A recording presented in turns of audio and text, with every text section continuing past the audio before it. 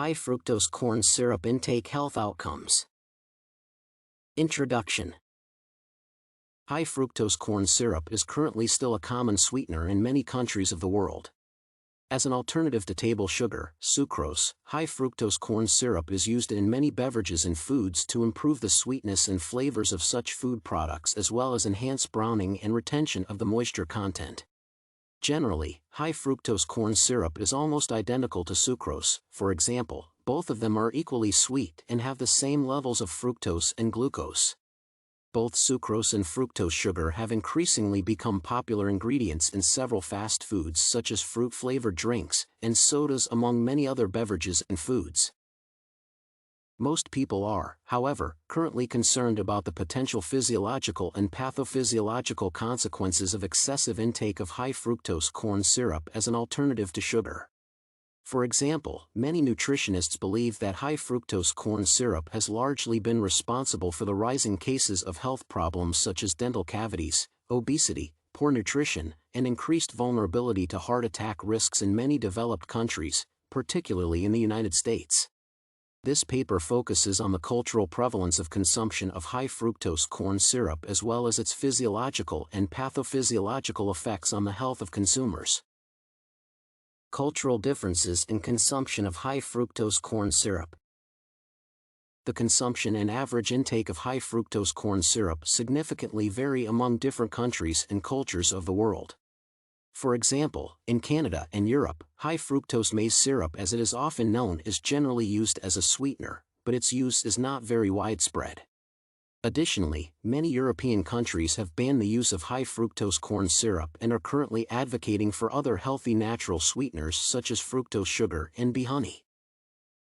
In other parts of the world such as Latin America and many Asian countries, cane sugar as opposed to high-fructose corn syrup is employed in both beverages and the manufacture of various fast foods.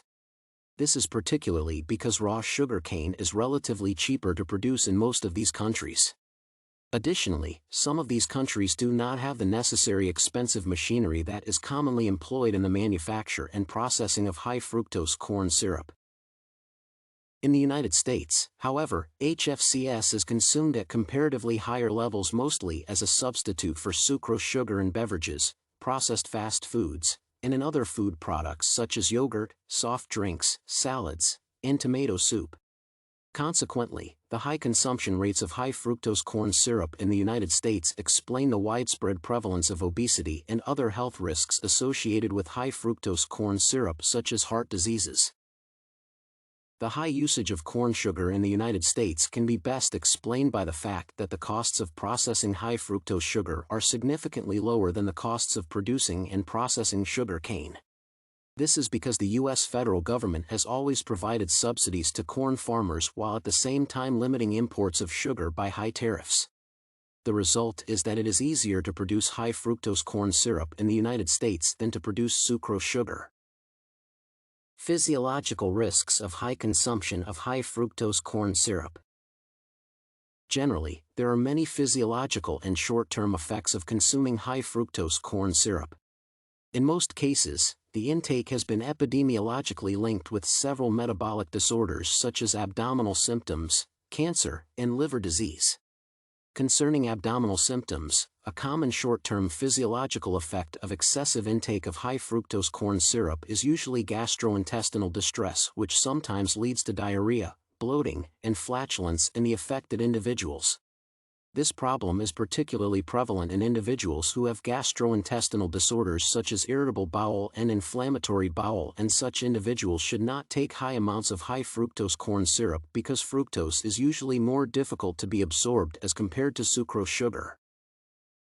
Additionally, recent research has also indicated that the calorie levels in fructose sugar are significantly higher than the calorie levels of other sources of sugar such as glucose and sucrose. In this regard, a short duration of excessive intake of high-fructose corn syrup can potentially increase the fat deposition in the muscles of an otherwise healthy individual. On the other hand, when the fats are deposited around the liver of the affected consumers, high-fructose corn syrup can increase the risk of liver disease. Additionally, fructose is often linked with several physiological complications that often result in insulin resistance in individuals.